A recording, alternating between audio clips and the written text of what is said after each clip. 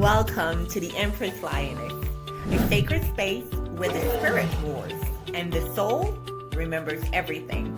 In each episode, we sit with visionaries, founders, creators, and healers. I'm your host, Karen Mitchell.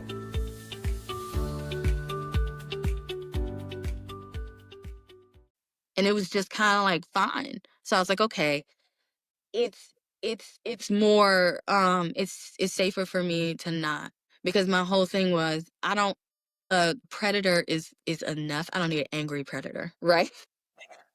And Yeah. so, but what I did do, I was like, okay, he's not penetrating me. That was my thought, and I was like, so one day, and it came about. I was watching a scene in a movie, and this little girl was getting raped by a stepfather, and I was like, oh no. I was like, no.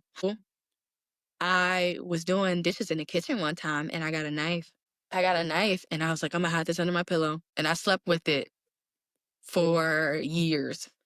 And I slept with it for years. And I was like, if he tries to come in my room at night, I'm gonna stab him. And in my head, I was like, I'm gonna have to be okay with murdering him. And that's just gotta be what it is. Right. And so at 15, I was like, if I gotta murder him, then that's just what it is. I can articulate it. I don't mind going to jail, whatever, right? But that was the decision that I You had gotten to that point where you saw what could happen Right. and you had to protect yourself the way you had to protect your mom, pretty much. Yeah. Yeah. You had to be the adult in the house. You know, Always. Brittany, that is so strong of you. Like, even at 15-year-old, no, seriously. And I'm going to tell you why. I too was molested. And it didn't happen gradually the way it did with you. My attackers just came in for the kill. They never try to do what he did to you, wean you Mm, over and try to convince you that this is what you want to do. No, they just came mm, in and attacked me. So I would mhm, always wake up in a fight mode mm, because now I'm fighting for my innocence just like you are. But mhm, I never thought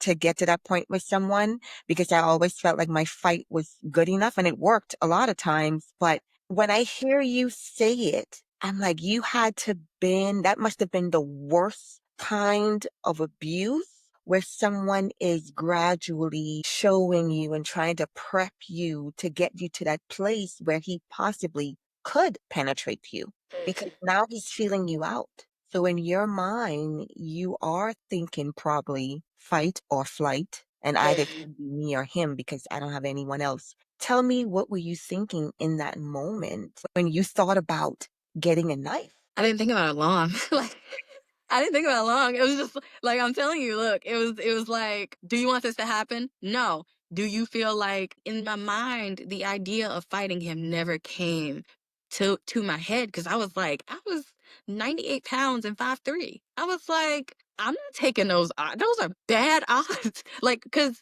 for me, at that particular time, I had been in survival mode so long.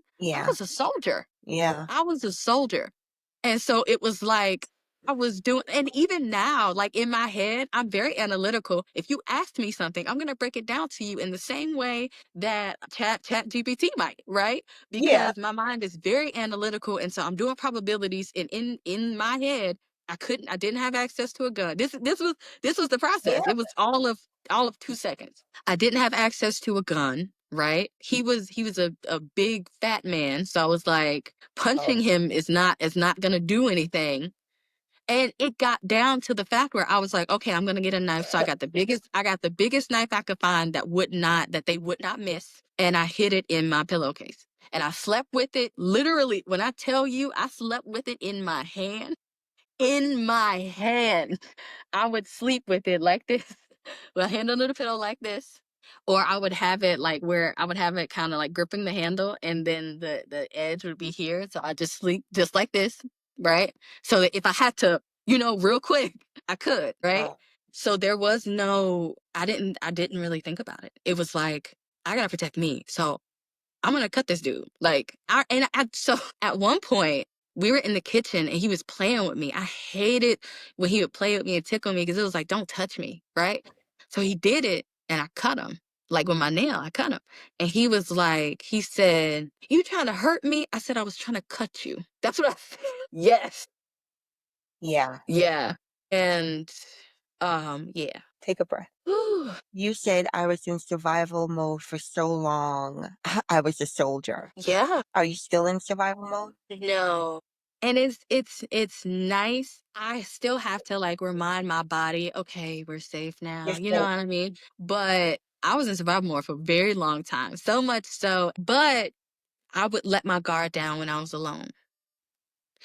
And but the problematic thing for that for me was it was like I had it in my head that I am not safe with anybody, right? And so my guard cannot be let down with anybody. But I would let it down with my friends, but outside of that, nah, right?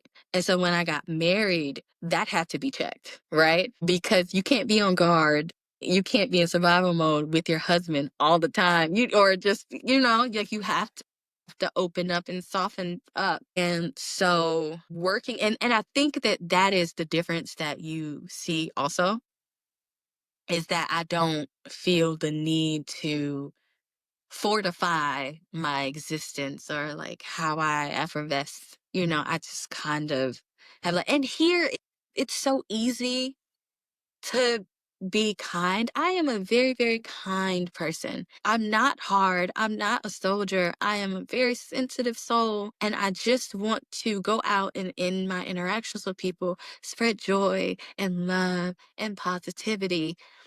And that was harder for me to do in America because everybody's always on their phone. And so yeah, if you go out to the grocery store, it's almost like everybody's in their phone. And if you try to get somebody's attention, you feel like you're interrupting something, yeah, So yeah, it's just kind of like kindness is not really um favored. So especially as a Black American, right? But in Vietnam, it's different. People like the general and you have some people so yeah. and I like right but Or people at the end of the day. right but for the most part kindness is a part of the culture. And so like I was literally I had gotten a message from my Grab driver. He was like, hey, can you so he needed me to kind of like give him more detail about the address. And he was like, yeah, it's kind of far. I'm very tired. And I said, oh, I'm sorry to hear you're tired. I said, do you like pears? Because I figured like maybe he might be hungry, Yeah, because when I'm hungry, I'm tired. And I know they work a lot also, but I do. any little thing helps. And so I was like, well, do you like pears? And he was like, I love pears. I said, okay, well, I bring you one, right?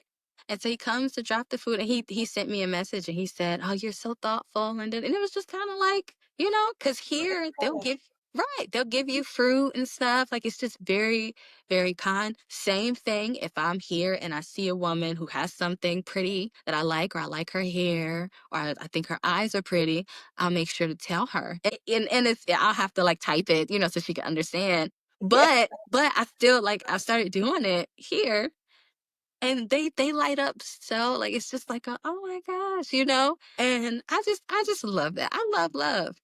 And I love that about you, Brittany. I think when you and I met, I told you that I don't know what had happened to my energy, but when I met you, it's like you lit me right up. The rest of my trip, I don't care what bad thing happened. I just saw the good in everything. You know what I mean? I think that's what we're here for, right?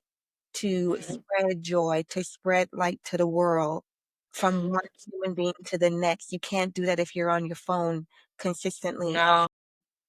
But the other thing is, you did not allow the abuse, the neglect, and your past to stop you from being this bubbly person that can sharpen another iron. And that is Mm, because you are also iron. mm, Don't go through trauma and life experiences just because we had to go through it.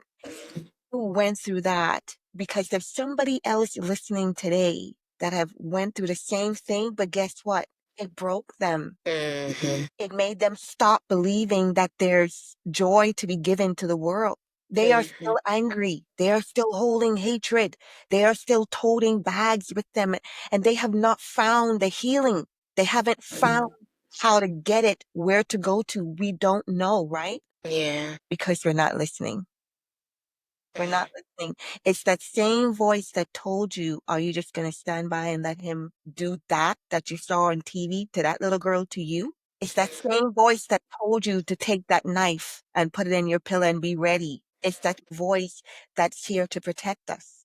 Yeah. We're just not paying attention. Yeah. Yeah, that's true. I mean, I'm a firm believer that we have everything we need to achieve the levels of growth that we want to and Yeah. are called to, you know. It's just about trusting yourself that, and I say yourself, but also the voice in your head, because it's Yeah. not It's you.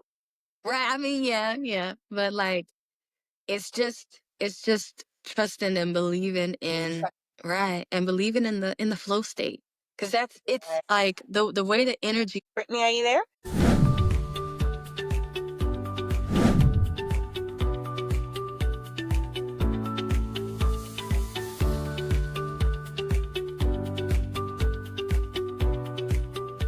I'm your host, Karen Mitchell.